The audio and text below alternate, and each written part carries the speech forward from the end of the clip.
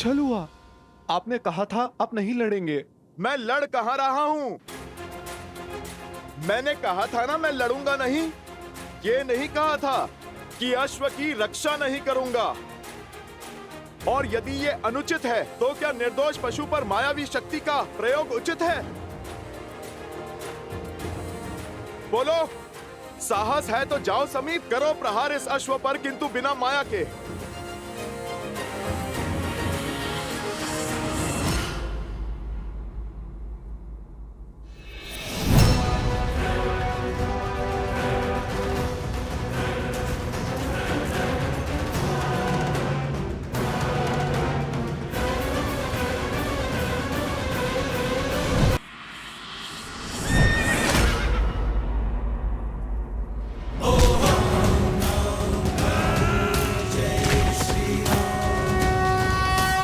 महाराज, अति उत्तम, करो प्रहार, मार डालो इन्हें।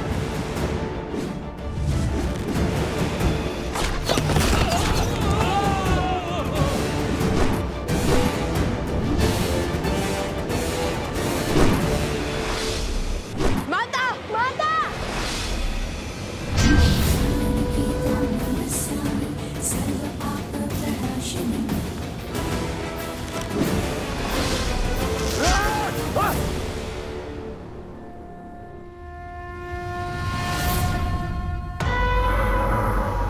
कुश, ये माया जाल ऐसे नहीं कटेगा।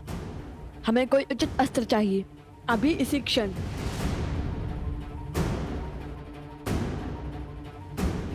सूर्यास्त होने को है पुत्रों, काली शक्तियां और प्रबल हो उठेंगी।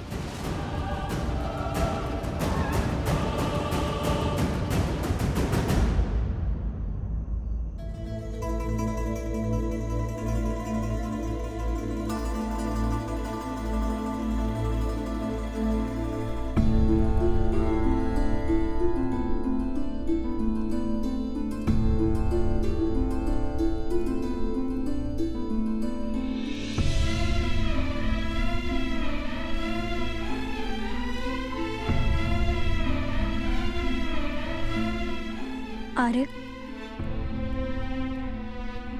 मांडवी, तुम कब आई? जब आप गहन सोच में थे। शांत हो जाइए आर्य। कैसे शांत रहूं मैं मांडवी?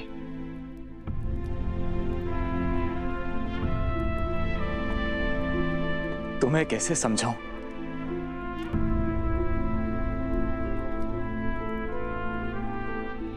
समझाने की आवश्यकता नहीं है। आपकी भार्य आपकी मनोदशा नहीं समझेगी तो और कौन समझेगा?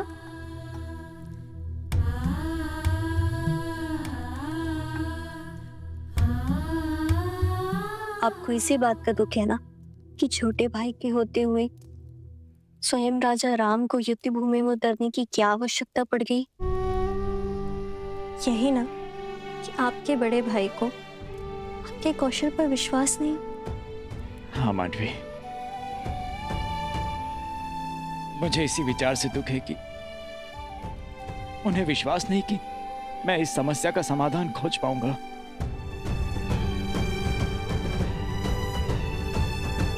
प्रणाम।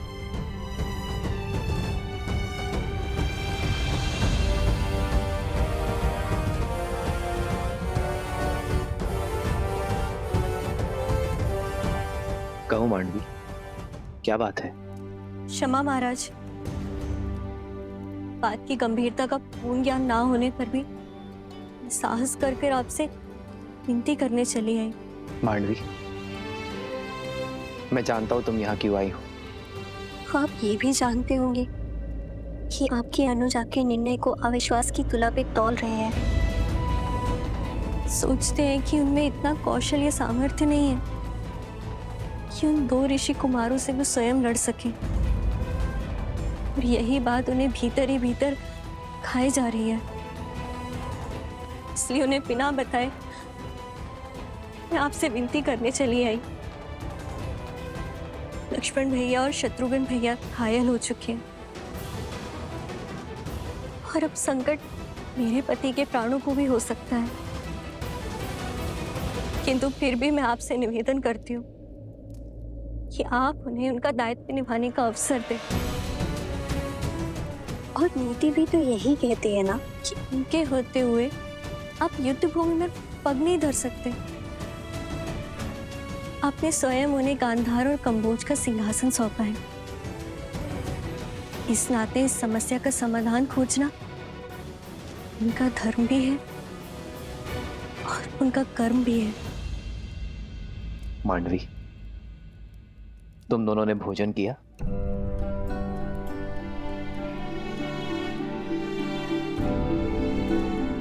तो जाओ, जाकर भोजन की तैयारी करो मांडवी,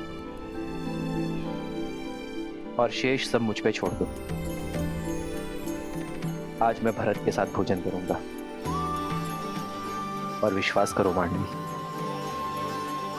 भरत के साथ कोई अन्याय नहीं होगा।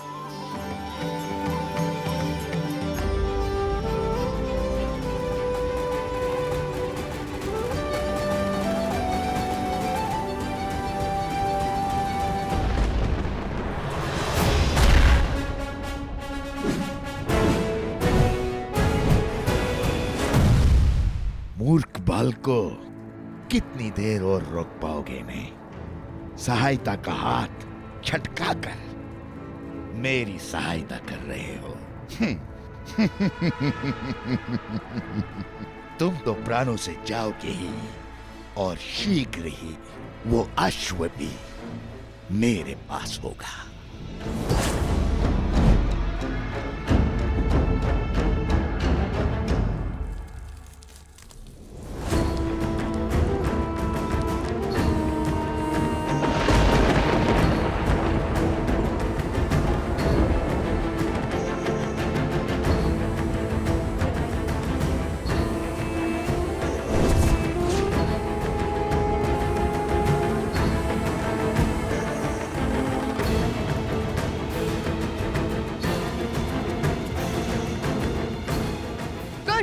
हमें इन्हें रोकना ही होगा, अभी और इसी क्षण। पावकास्त्र!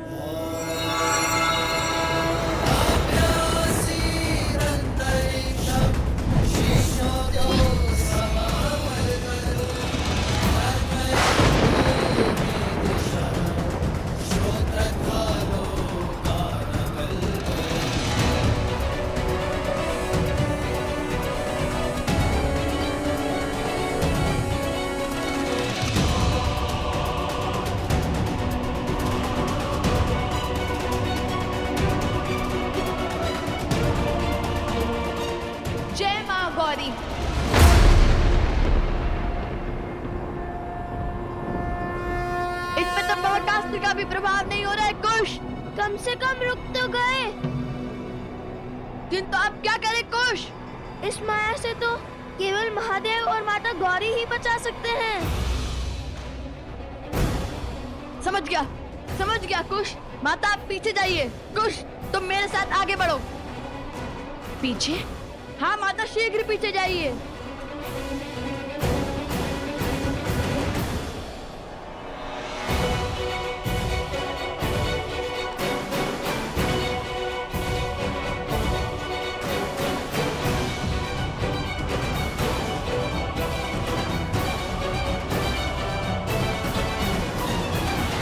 हे महादेव, हे माता, मेरे पुत्रों की रक्षा करना, सहायता करना उनकी।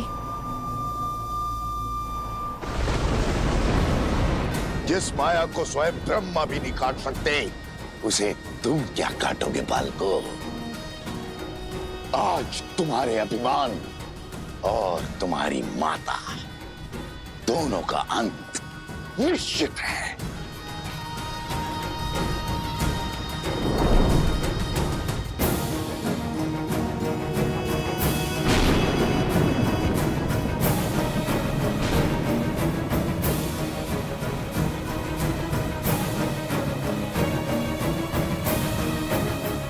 वध कर डालो इन सबका।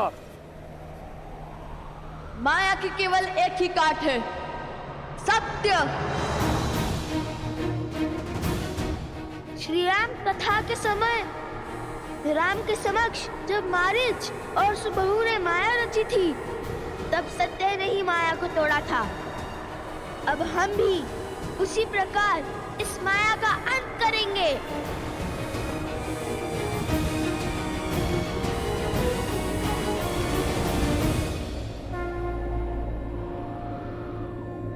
मनोबुद्धि अहंकार चित्तानि नमः।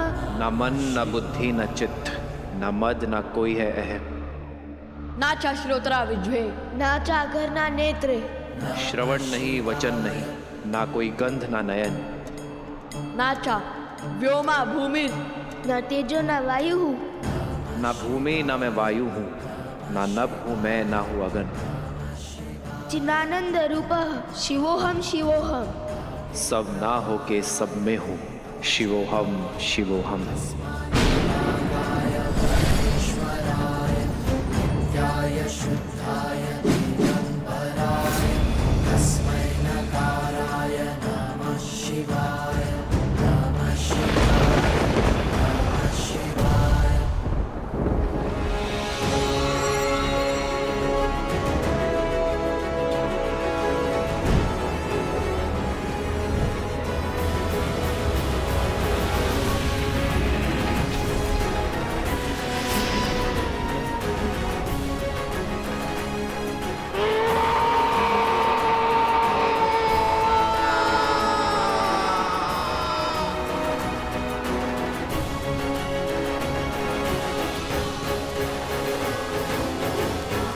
पुत्रों,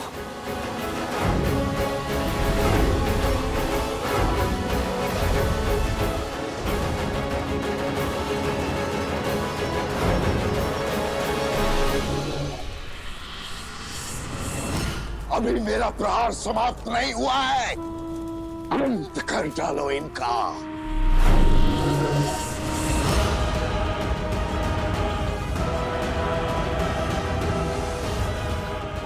आक्रमण!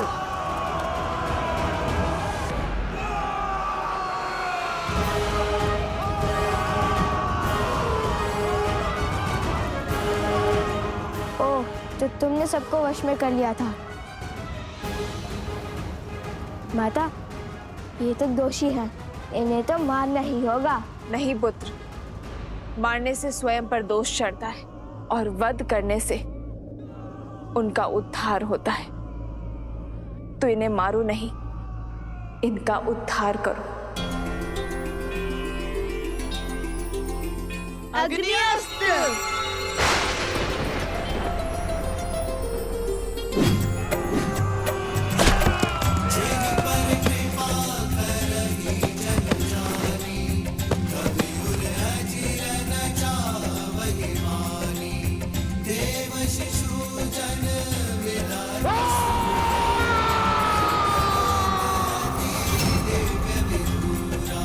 नवकुश की नवकुश की नवकुश की नवकुश की नवकुश की नवकुश की नवकुश की।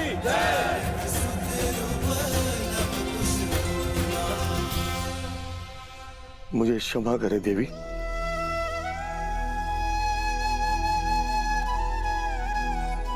ये मैं कैसा महापाप करने जा रहा था। राम राज्य की परिकल्पना को ध्वस्त करने चला था, एक नारी की हत्या करने जा रहा था। ना जाने किस माया, किस शक्ति की चपेट में आ गए थे हम।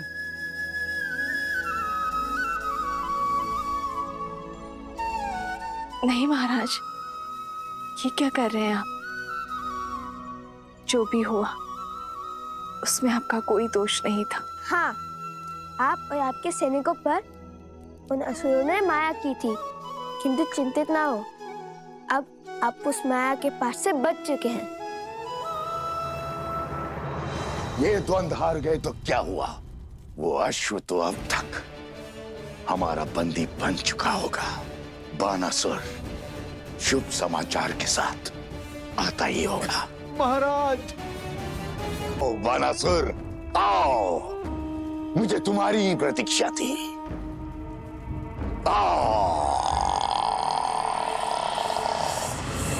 महाराज!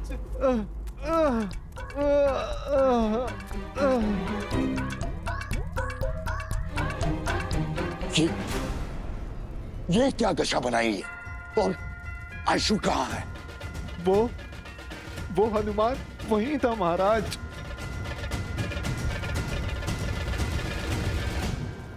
उसने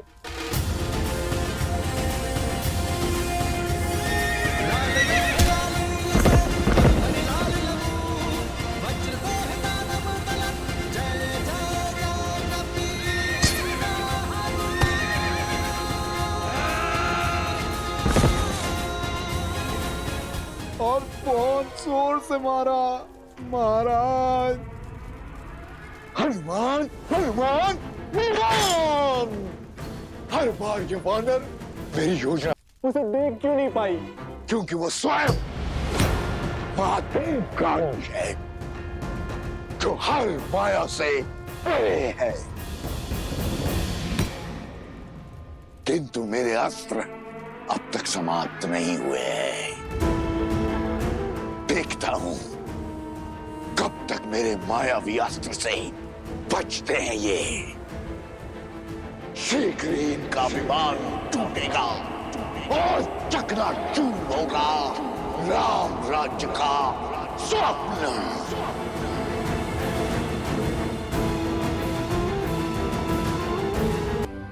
भूख अत्यंत विचलित कर रही है। भोजन आरंभ करें अनुज।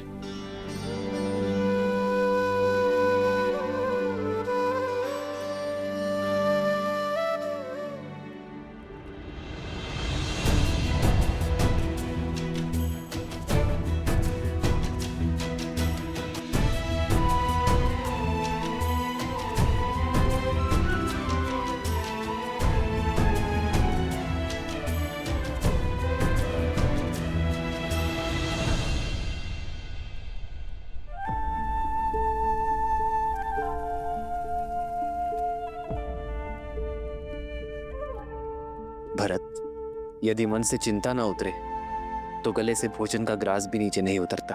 अपने मन को हल्का कर दो भरत, और जो सोच तुम्हें विचलित कर रही है वो मुझसे कहो। क्या कहूं भैया मैं? ये कहूं कि मैं कितना अभागा हूं, ये कहूं कि मुझे आपकी सेवा का वो अवसर कभी नहीं मिला जो सदैव लक्ष्मण को मिला। ये कहूं कि संकट में सदैव वो आपके साथ रहा, मैं नहीं। मैं तो सदैव संकट का कारक बन जाता हूं भैया। भैया, जब आपको वन में गमन करना पड़ा तो मुझे ही उसका दोषी माना गया। जब मैं आपकी चरण पादुकाएं ले आया तो संसार ने मुझ पर यह कहकर लांछन लगाया कि देखो, मैं अपने भाई की पादुकाएं इसीलिए ले आया ताकि अपने भाई को वन में नंगे पग घुमा सकूं।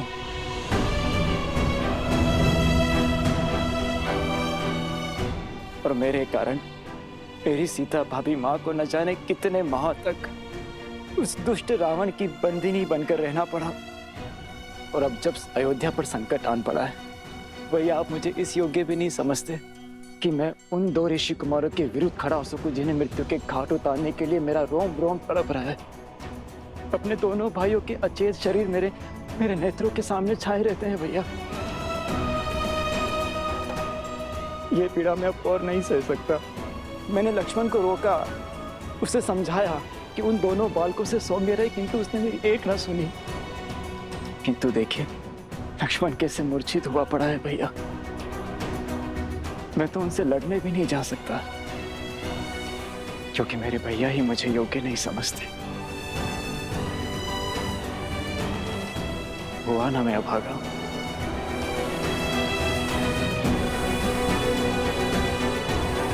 हमें असुरी शक्ति से बचाया, इतना घोर अपराध करने से रोका। हम आपका आभार व्यक्त करना चाहते हैं। कृपया यहाँ कुछ दिन रुककर हमें सेवा का अवसर दें। हाँ देवी, कुछ समय तो रुकिए, हम आपको कहीं जाने नहीं देंगे। आपको हमारी विनती स्वीकारनी ही होगी। कुश, अश्व और हनुमान जी का क्या? हम उन्हें और अकेला नहीं छोड़ सकते हैं। हाँ हाँ, रुक जाइए देवी, कृपया हमारे लिए रुक जाइए। पर आश्रम का क्या होगा? सब लोग हमारी प्रतीक्षा कर रहे होंगे। हमें शीघ्र अतिशीघ्र आश्रम जाना चाहिए। हाँ हाँ, आश्रम में भगवान वाल्मीकि है ही नहीं। सारे आश्रमवासी कितना चिंतित हो रहे होंगे। आश्रम जाना ही उचित होगा।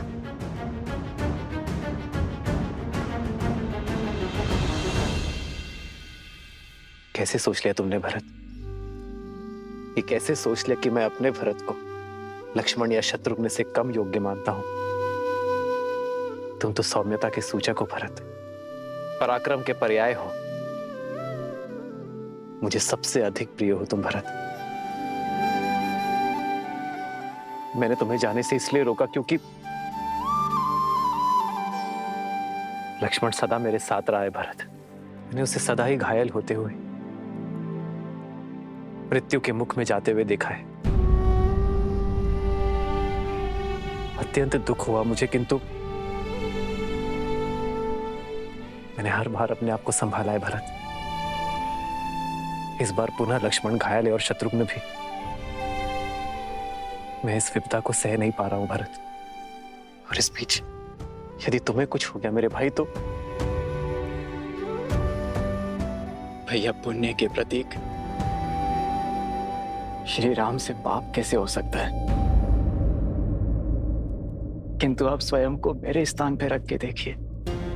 स्वयं या महल में सुरक्षित रह के आपको युद्ध भूमि में जाते हुए देख, क्या मैं स्वयं से कभी दृष्टि मिला पाऊंगा? लक्ष्मण और शत्रुघ्न के नेत्रों में नेत्र डाल पाऊंगा? वेद के उपचार से वे दोनों शीघ्र ही सकुशल हो जाएंगे। किंतु क्या आप ऐसा चाहते हैं कि आपके भाई की आंखें उन दोनों के सामने सदैव झुकी रहे? जिन अयोध्या वासियों ने गंगा सी पावन मेरी सीता भाभी मां पर बिना किसी दोष इतने लांछन लगाए, क्या वे लोग मुझे क्षमा कर पाएंगे? क्या वे लोग ये नहीं कहेंगे कि देखो, दो भाई तो अपने बड़े भाई के साथ कंधे से कंधा मिला करके लड़े, किंतु भरत अपने हाथ पर हाथ रखकर बैठा रहा, वो कुछ न कर सका। मेरे 14 वर्षों की तपस्या पर कालिख लग जाएगी भैया। और भरत संसार में फिर से वही भरत बन जाएगा जो अपने भाइयों की दुर्दशा देखना चाहता है। और तब क्या कहेंगे आप भैया? क्या मेरे मान पर आप ये वार सह पाएंगे?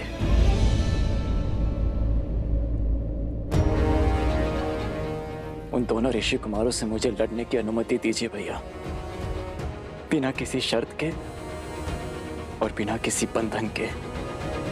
अपने भाइयों पर प्रहार करने का उन्हें दंड देने दीजिए मुझे।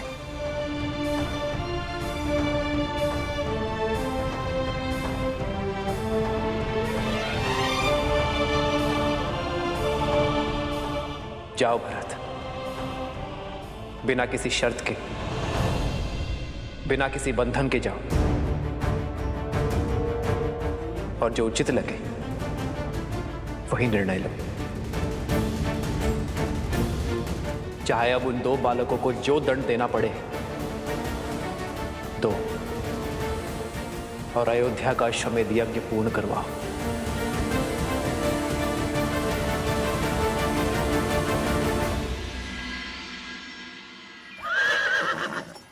भैया, अब क्या करेंगे? राजा धनेमली ने हमें रथ देकर सहायता तो कर दी, किंतु साथ ही साथ संकट में भी डाल दिया। यदि ये रथ लेकर सीधे मार्ग से आश्रम की ओर गए तो अश्व और हनुमान जी माता को दिख जाएंगे। अरे मैं तो कब से वही सोच रहा हूँ कि हम लोग इस अश्व का मार्ग कैसे बदलेंगे। क्या हुआ? कुछ नहीं।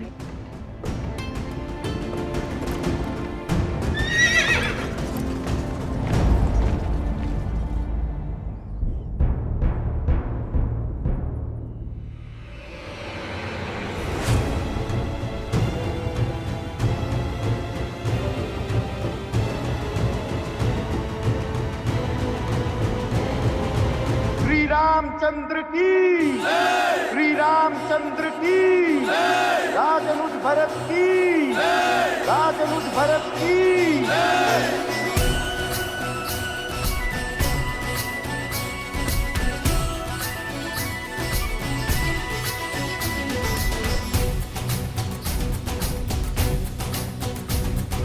विजयी भव।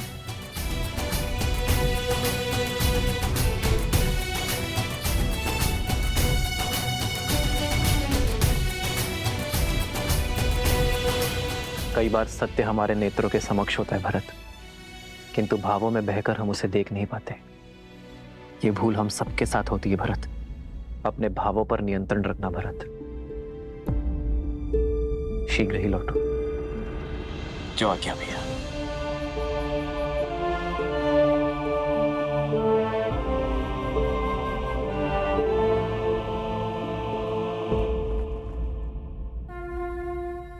विजयी भव।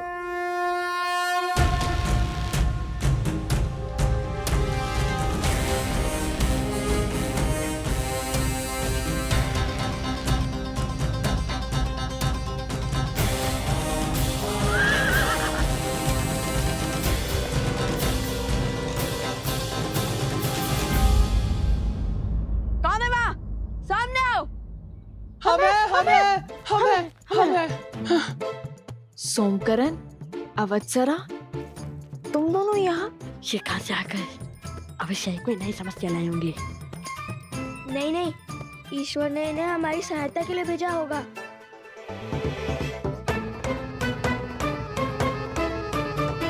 सोमकरण, अवत्सरा, क्या कर रहे हो तुम दोनों यहाँ? और ये वृक्ष कैसे गिरा?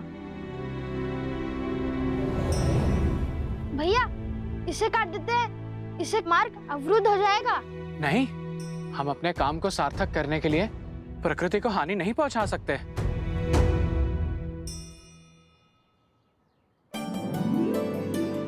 वो देखो, वो वृक्ष पूरी तरह सूख चुका है, कभी भी गिर सकता है। आओ। सोमकरण, उत्तर दो। वो वन देवी, वो एक वृषभ उत्पाती हुआ बैठा था। देखिए कैसा उत्पात मचाया उसने। हम तो यहाँ यात्रियों को सावधान करने खड़े हैं कि वो कोई अन्य मार्ग अपना ले, है ना भ्राता? हाँ वन देवी, आप कोई दूसरा मार्ग ले लीजिए। ओहो, एक संकट से निपटे तो दूसरा संकट आ पड़ा। चलो कोई बात नहीं, हमें अपना कर्तव्य निभाना ही होगा। माता, आप लव भैया के साथ दूसरे मार्ग से आश्रम जाइए। मैं इन दोनों के साथ इस वृक्ष और इस वृषभ को संभालते हैं। न जाने अब किसे घायल करना चला होगा। किंतु तुम? माता उचित तो कह रहा है वो। चलिए हम इस ओर से चलते हैं। अरे ये मार्ग बहुत लंबा है, हम तनिक देर यहीं रुक जाते हैं। जब ये वृक्ष हटेगा तब हम इसी ओर से आगे बढ़ेंगे। देखिए माता, कितनी लंबी यात्रा करके हम यहाँ आए हैं, और त्रिपुरा सुंदरी मंदिर में जो कुछ भी हमारे साथ हुआ, उसके बाद आप बहुत थक गई होंगी। अब हम आपको पुनः संकट में नहीं डाल सकते। यदि उस वृषभ ने आक्रमण कर दिया तो?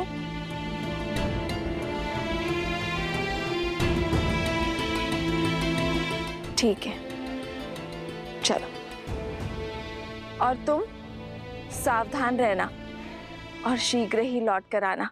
मुझे तुम सबकी प्रतीक्षा रहेगी। निश्चिंत होकर जाइए माता, हमारे पास सोमकर्ण है ना। यदि बैल आया, बैल के आगे इसे खड़ा कर देंगे। संसार में इससे बड़ा बैल और कोई नहीं है। खुश, मित्र की रक्षा सबसे पहला दायित्व है, जानता हूँ माता। चलो साथी।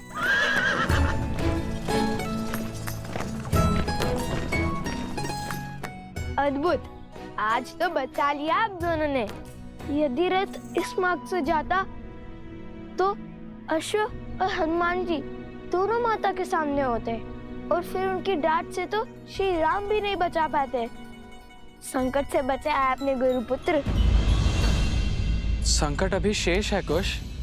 वन देवी को आश्रम जाने से रोकना होगा, क्योंकि लक्ष्मण जी ने आकर सबको बता दिया है तुम दोनों ने अश्वमेध यज्ञ का अश्व पकड़ लिया है। उन दोनों बालकों ने जो किया है वो राजद्रोह है।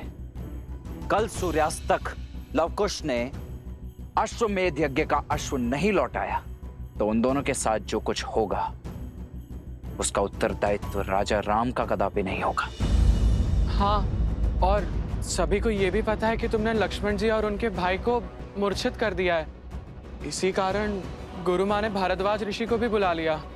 एक संकट से बचाकर दूसरे संकट में ढकेल दिया तुम दोनों ने। चलो शीघ्र चलो, हमें माता से पहले आश्रम पहुंचना होगा। क्या हुआ? चलो पहले इस वृक्ष को तो हटाए। माता को तुम दोनों की सहायता का वचन दिया था मैंने, उनसे असत्य तो नहीं कह सकता मैं।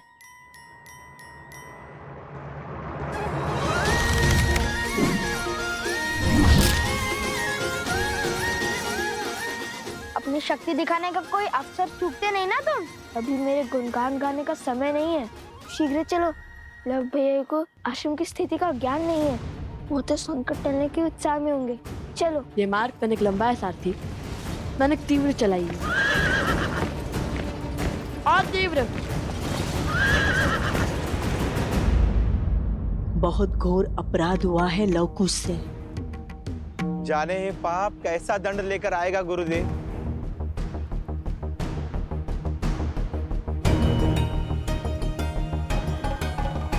आ गए तुम।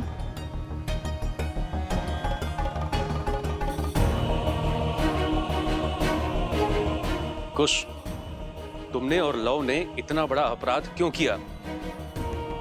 अश्वमेघ यज्ञ के अश्व को पकड़ा और अयोध्या के राजकुमारों को मूर्छित कर दिया, और ये सब बात तुमने हम सब से छुपाई क्यों? हम राजा राम के राज्य में रहते हुए उनसे शत्रुता कैसे ले सकते हैं? ये राजद्रोह है। हमने भगवान वाल्मीकि जी को संदेश भेज दिया है।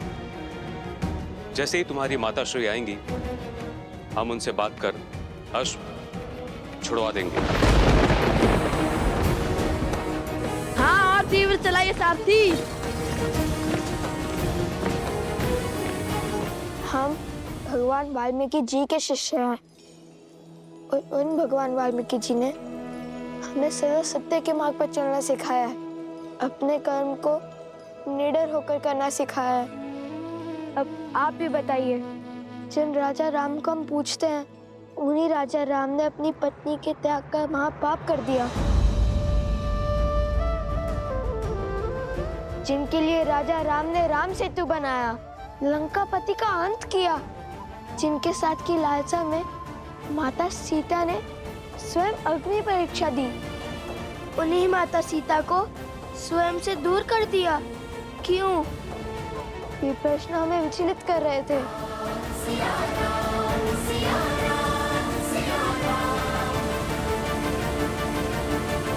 दिन रात उनका नाम जपते हैं, क्या उनसे मन में उमड़ रहे प्रश्नों के उत्तर पाने का अधिकार नहीं है हमें?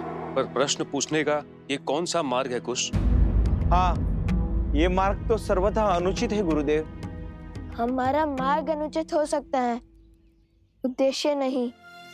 श्री राम और माता सीता को एक करने का प्रण लिया है हमने, और इस उद्देश्य की पूर्ति के लिए वो अश्व तो नहीं छोड़ेंगे हम। अन्याय हुआ है सीता माता के साथ और हम उन्हें न्याय दिलवा कर ही रहेंगे। और अन्याय के विरुद्ध ध्वनि उठाना इसी आश्रम में सीखा है हमने।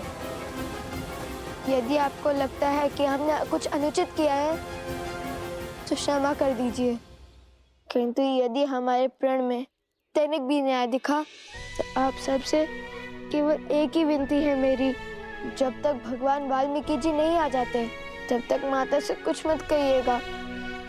गुरुवर भी जानते हैं कि उनके लवकुश कुछ भी अनुचित नहीं कर सकते। एक बार गुरुवर आ जाए फिर वो जो कहेंगे हम करेंगे। त्रिकालदर्शी हैं वो, भला उनसे क्या छिपाए। कुश,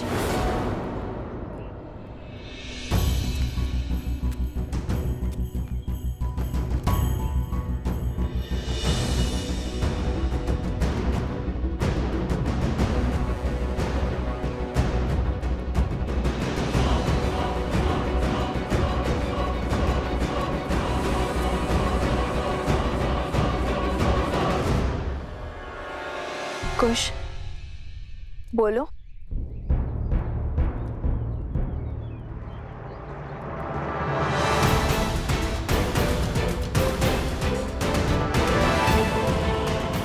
कुश, बोलो क्या हुआ? वन देवी,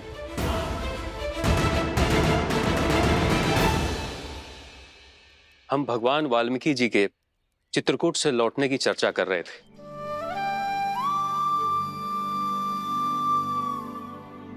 अच्छा, गुरुवर से मिलने की अभिलाषा तो मेरी भी थी, किंतु आप लौट आए, ये भी संतोष का विषय है।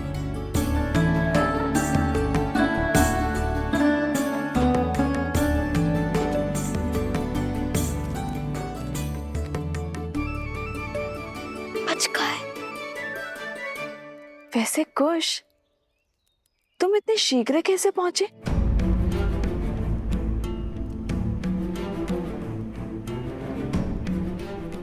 वो आपके प्रतापी पुत्र ने क्षण भर में ही वृक्ष हटा दिया था और पेड़ को भी शांत कर दिया था। अब सब ठीक है ना सोम? हाँ, बिल्कुल है ना गुरु? हाँ, कुश ने यूं हल कर दिया हर संकट को। अच्छा, तो हम यूं ही इतने लंबे मार्ग से आए। मार्ग लंबा हो या छोटा, थकाता तो है ही माता। चलिए ना, बहुत भूख लगी है, चलिए ना, कुछ खिलाइए ना।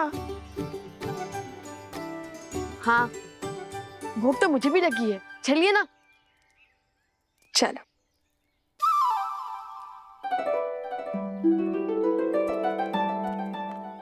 भैया, मैंने तो केवल धनुष उठाया, बाण साधा और ये किया, और उससे पेड़ खत्म हो गया। ना जाने